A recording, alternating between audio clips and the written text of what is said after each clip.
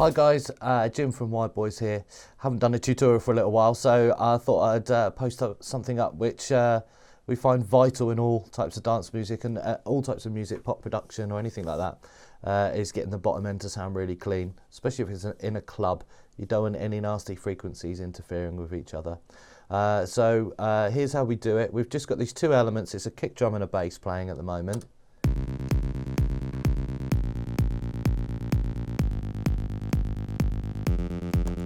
Ignore the parts, it's just for illustration purposes only. What I noticed on this particular note, there's some frequencies in there that's interfering with the kick drum, so it's stopping us getting a nice clean signal. So let's have a little look and just see what's going on there. We'll have a little look at the bass. I'm going to use this really cool analyzer. It's by Voxengo. It's called Span, and it's free. And it's absolutely vital.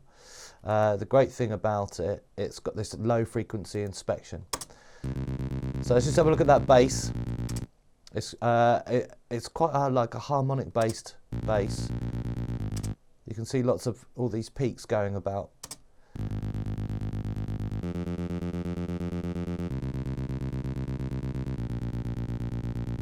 Okay, so you can see a lot of shifting around of the frequency there. So let's just have a quick look at the kick drum. Bear with me.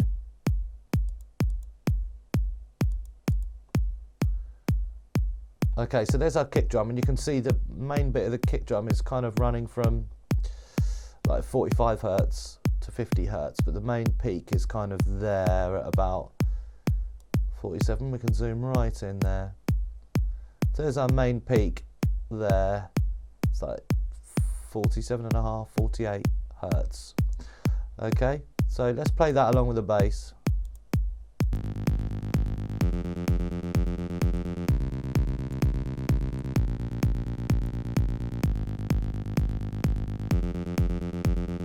Okay, so you can see some of the frequencies there are just kind of interfering with each other.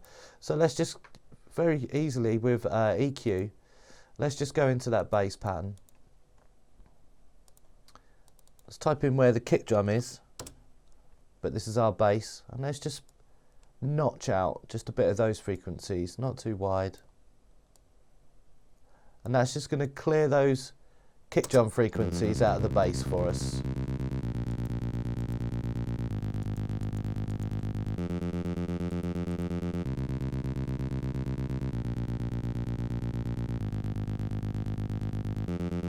Okay, so now we've got a nice little clean bottom end, nothing interfering too bad. And just to make sure that that is what really working for us, let's go and just do the same with the kick. And we'll just notch a tiny bit out of the kick drum as well, and very, very small amounts, and that's just going to help clean up the bottom end.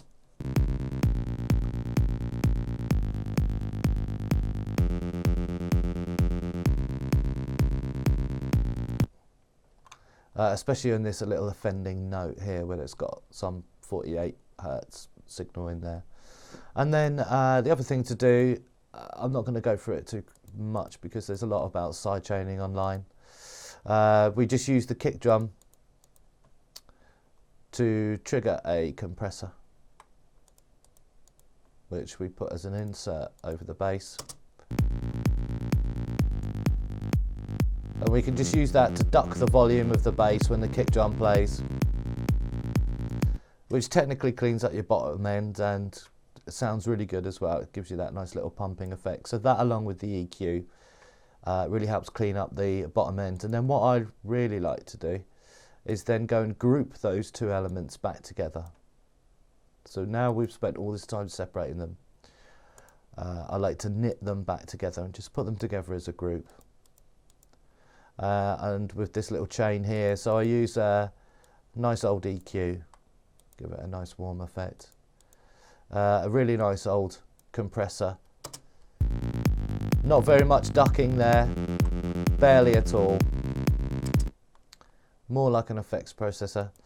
And then you're not going to hear anything below 30 Hertz in your bottom end, so why when you get to the mastering, why give it such a hard time? So remove any unwanted frequencies, and you can do that from the top end as well. Like 17k upwards is a good idea to kind of start to tail off your mix if you can.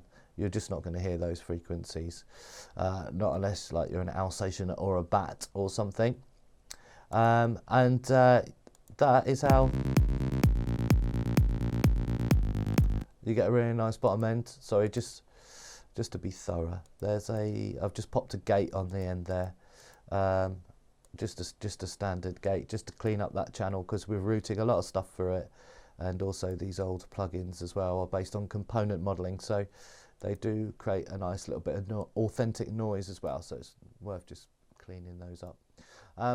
But to get a really nice bass sound, what I would probably do, I mean, I use this bass sound here, so you can hear it because you're probably listening to this on a laptop or something, but to get a really nice bass in a club, I'd actually remove all of the bottom end from that bass.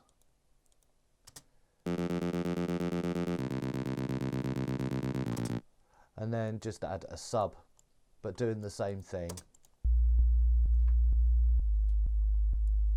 And you can hear now how much cleaner that is. These notes are very defined, very clean. But again, we don't want that to interfere with our kick drum. So we just go notch that out at 48 Hertz, and also use a bit of sidechain as well. So we're really cleaning up that bottom end now. We're examining it, and we're making sure that the sub is giving all our bottom end. The other bass is giving it our character.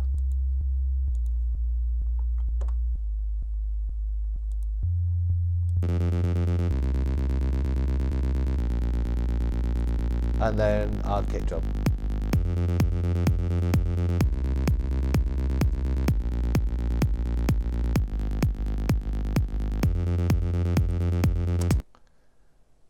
Just so you know there as well, the sub is just held notes on the kick, on the quarters, and that's how you get a really nice solid bottom end that's nice and clean. This grouping that I've done, this bussing, I tend to do towards the end of the mix, yeah, that's how you get a really nice bottom end in your track, nice and clean. So it's, you're not giving the mastering too much work to do, and you're not relying on the mastering, and that's going to work, like I say, in any type of music where you've got a kick drum and some bass. You can do it for the top end as well. If you've got like a hi-hat or something like that, you can notch out at a higher frequency in another part that's playing at the same time, and you can do that throughout your whole mix if you want to. You tend to do it more on the bass because the bass holds the most energy for the track, especially in dance music. I hope you enjoyed the tutorial, and we'll bring some more pretty soon. Okay, watch this space. Bye for now.